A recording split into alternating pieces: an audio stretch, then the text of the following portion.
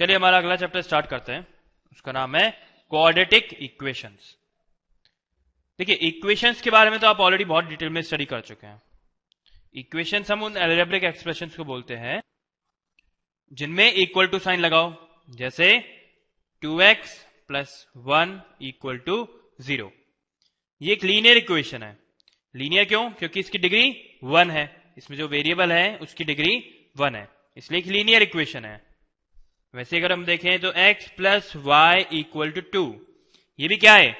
एक इक्वेशन है, और ये भी एक लीनियर इक्वेशन है। तो हमने जब पॉलिनोमियल चैप्टर पढ़ा था तो हमने उसमें देखा था कि अगर किसी भी इक्वेशन की या किसी भी पॉलिनोमियल की डिग्री 1 होती है, when degree is 1, then polynomial या फिर equation is called linear equation और लीनियर पॉलिनोमियल। वैसे हमने ये भी बात देखी थी कि अगर किसी भी पॉलिनोमियल की या किसी भी इक्वेशन की डिग्री 2 है, देन पॉलिनोमियल और इक्वेशन इज कॉल्ड क्वाड्रेटिक। तो आपको आइडिया लग रहा होगा, क्वाड्रेटिक हम किसको बोलेंगे? क्वाड्रेटिक इक्वेशन को किसे बोलेंगे? उन इक्वेशंस को बोलेंगे जिसके अंदर डिग्री तो होगी 2 और इक्वल टू साइन लगा होगा, जैसे x square plus x plus 1 equal to 0। ये क्या है? एक क्वाड्रेटिक इक्वेशन है, क्योंकि इक्वल टू साइन है और जो डिग्री है वो 2 है। वैसे हमने देखा था x प्लस ए का होल स्क्वायर, वो क्या होता है? X square plus a square plus 2ax। ये क्या है? ये भी एक क्वाड्रेटिक इक्वेशन है, if a is any constant. अगर a कांस्टेंट नहीं हो के वेरिएबल भी होता, जैसे x प्लस वाई का होल स्क्वायर, उसको हम लिखते हैं x square plus y square plus 2xy। This is quadratic equation in x and y, क्योंकि यहां पे दो वेरिएबल है और यहां पर ये क्या है? This is quadratic equation in one variable which is x। This is quadratic equation in x, क्योंकि यहां पर सिर्फ x वेरिएबल है, and this is quadratic equation in x y, because यहां पे x भी वेरिएबल है और y भी वेरिएबल है। वैसे एक और एग्जांपल देखते हैं, x square plus y square plus z square plus 2xy plus 2yz plus 2xz। ये क्या है? This is quadratic equation in x, y and z। Quadratic equation in x, y and z, क्योंकि यहां पे 3 variables हैं।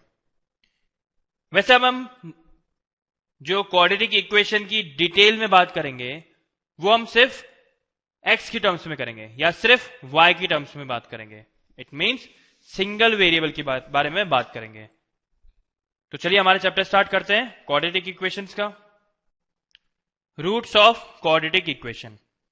बच्चों, roots of quadratic equation से start करने से पहले मैं आपकी थोड़ी याददाश्त लौटाना चाहता हूं, और आपको पहले मैं ये पढ़ाऊंगा कि जीरोज ऑफ पॉलिनोमियल क्या होता है। जीरोज ऑफ पॉलिनोमियल, कुछ याद आ रहा है आपको नाम सुन के? जीरोज ऑफ पॉलिनोमियल क्या होता है?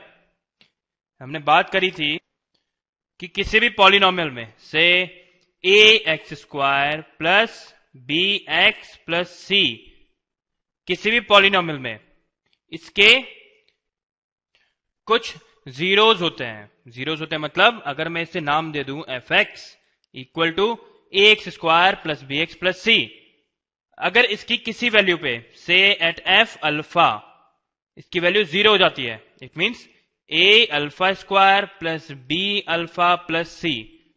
और एक और इक्वेशन इसके अंदर एक और आएगा, क्योंकि यहां पे डिग्री 2 है, तो एक 0 आएगा अल्फा और एक 0 आएगा बीटा। वो भी 0 आ जाए तो a beta square plus b beta plus c. अगर कभी ऐसी सिचुएशन आ जाए, then we say that alpha and beta are zeros of polynomial. कुछ याद आ रहा है आपको ये देख के? इसके बाद हमने ये भी कहा था कि x minus alpha and x minus beta are factors of fx। ये तो आपको डेफिनेटली याद आ रहा होगा, क्योंकि इसके बाद में हमने लॉन्ग डिवीजन मेथड भी देखा था।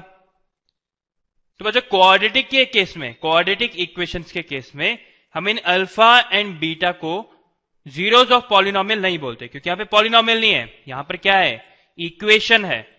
सो zeros of equation are called roots of a quadratic equation. इसका मतलब अगर हमें कोई क्वाड्रेटिक इक्वेशन दे रखी है, से ax square plus bx plus c equal to 0, और अगर मैं ऐसा कहूं कि अल्फा इसके सेटिस्फाई करता है, it means a alpha square plus b alpha plus c equal to 0 आ जाता है, then alpha is called root of this equation. This is ax square plus bx plus c equal to 0। अगर ax square plus bx plus c equal to 0 हमें कोई quadratic equation दे रखी है, और मैं x के अल्फा रख देता हूं, अल्फा कोई भी नंबर हो सकता है, तो x के मैं अल्फा रख देता हूं, तो मेरे पास alpha is called root of ax square plus bx plus c when a alpha square plus b alpha plus c is coming out to be 0। अब एक और जरूरी बात करते हैं। देखिए, क्योंकि ये क्वाड्रेटिक इक्वेशन है, इसका मतलब इसकी डिग्री 2 है। जिस इक्वेशन की जितनी डिग्री होती है उसके उतने रूट्स होते हैं। जैसे अगर मैं बात करूं कि ax square plus bx plus c equal to 0, ये मेरे पास एक क्वाड्रेटिक इक्वेशन है। इसकी डिग्री कितनी है? इसकी डिग्री 2 है, जब भी तो ये क्वाड्रेटिक इक्वेशन है। तो इसके कितने रूट्स होंगे? इसके 2 रूट्स होंगे। एक को तो हम लिखते हैं alpha and second one we write beta.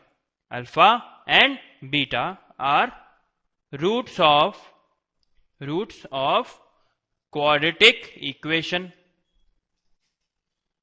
और ये वाली जो बात है x minus alpha and x minus beta are factors of fx, ये बात अब भी ट्रू है, पर एक क्वाड्रेटिक इक्वेशन के लिए। ये बात तो हमने पढ़ी थी किसी पॉलिनोमियल के लिए, पर यही सेम चीज किसी क्वाड्रेटिक इक्वेशन के लिए भी उतनी ही ट्रू होगी। इसको हम ऐसा लिख सकते हैं कि a alpha square plus b beta plus c equal to 0 तो होगा, साथ ही साथ a beta square plus b, sorry यहां पे भी अल्फा आएगा, b beta plus c equal to 0, ये भी होना नेसेसरी है। और इसके अलावा इन दोनों के अलावा इसके और कोई रूट्स नहीं निकलेंगे। इसके मैक्सिमम 2 ही रूट्स हो सकते हैं, और ये दोनों हमने मान ली कि एक अल्फा है एक बीटा है। अब आगे इस चैप्टर में हम पढ़ेंगे कि अल्फा और बीटा की वैल्यू कैसे फाइंड आउट करते हैं।